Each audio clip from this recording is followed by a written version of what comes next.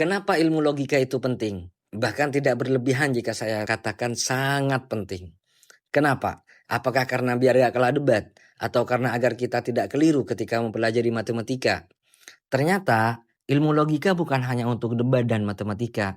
Ilmu logika juga sering diaplikasikan di kehidupan sehari-hari kita. Contoh, oke, saya flashback dulu ya. Dulu waktu saya sering aktif di platform sebelah, sebagian dari orang-orang pada tahu siapa pemilik akun besar yang hobinya itu ngelus-ngelus orang lain pakai garpu dan sekop. Horor sekali itu ngelusnya. Astagfirullah. Nah, di sana saya masih belum pernah tumbang, apalagi dikalahkan. Hingga akhirnya lawan bicara saya ngeluarin jurus mabuk. Maksudnya tuh mereka menuduh saya dengan tuduhan yang sangat banyak dan beragam. Kata mereka, saya ini ateis, liberal, Syiah. Bahkan dengan mudahnya mereka ini bilang kalau saya ini kafir. Waliyadzubillah, astagfirullahaladzim. Setelah saya pikir-pikir, dari beberapa sebab yang paling kuat itu kenapa mereka menuduh saya, itu karena mereka tidak tahu definisi. Artinya, seandainya saya tanya balik ke mereka, apa itu kafir, ateis, liberal, Syiah dan lain sebagainya, saya yakin mereka tidak akan mampu untuk menjawabnya. Dan ketidaktahuan tentang definisi, itu karena mereka tidak belajar ilmu logika.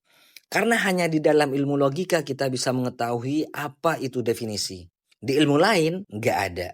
Itu yang pertama. Yang kedua, ilmu logika bisa membentuk karakter yang baik dan mulia. Kenapa?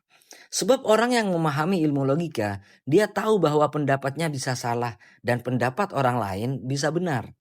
Sehingga dengan demikian, dia bisa menerima dan terbuka terhadap bukti baru. Mungkin bahasa kerennya open-minded kali ya. Oleh sebab itu, orang yang belajar dan mengaplikasikan ilmu logika dengan baik, dia tidak sombong terhadap opininya sendiri dan tidak menolak untuk menguji hal-hal yang sudah lama dia pahami. Sehingga dia mempunyai fondasi moral intelektual yang sangat tinggi. Sebaliknya, orang yang tidak belajar ilmu logika, dia akan ngotot kekeh dengan pendapatnya sendiri seakan-akan pendapatnya lah yang maha benar. Sementara pendapat orang lain wajib salah. Mereka tidak terbuka terhadap pendapat orang lain, ide orang lain, opini orang lain, alias close-minded. Ketiga, ilmu logika menyadarkan kita dari jebakan generalisasi dan prasangka buruk. Misalnya, menganggap semua orang kaya itu sombong atau anak muda zaman sekarang pemalas. Ada lagi contoh terakhir. Ini yang paling tidak masuk akal nih. Seperti yang sering diucapkan oleh mereka bahwa semua cowok itu sama. Allah yahdik. Nah, dengan ilmu logika, kita tidak mudah terjebak dalam pola pikir yang sempit ini.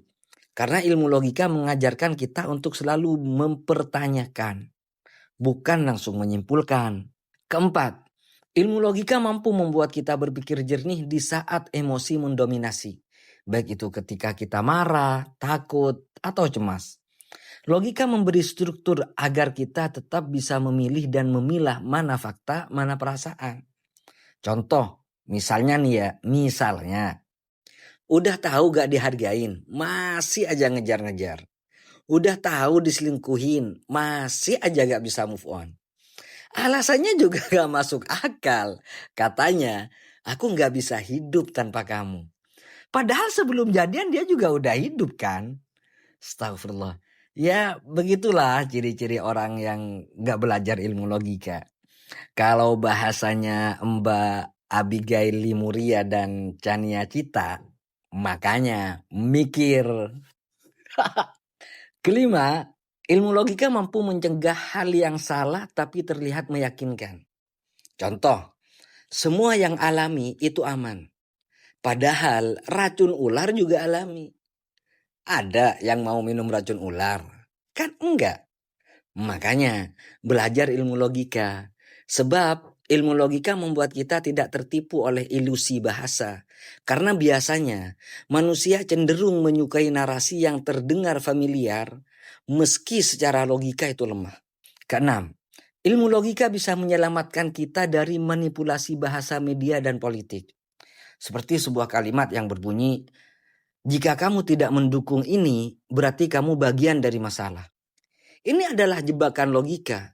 Dan yang perlu diketahui, propaganda selalu memakai logika semu untuk membentuk opini publik.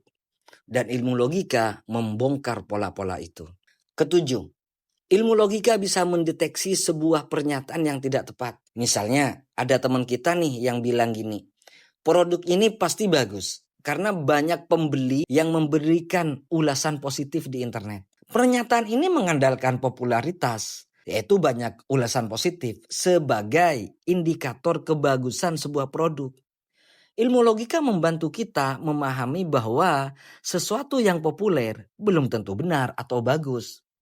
Ulasan positif bisa jadi dibeli, dipengaruhi oleh bias, atau tidak menyertakan informasi kontekstual yang penting. Kemudian, bagusnya sebuah produk dengan banyaknya ulasan tidak berarti ada hubungan sebab akibat langsung.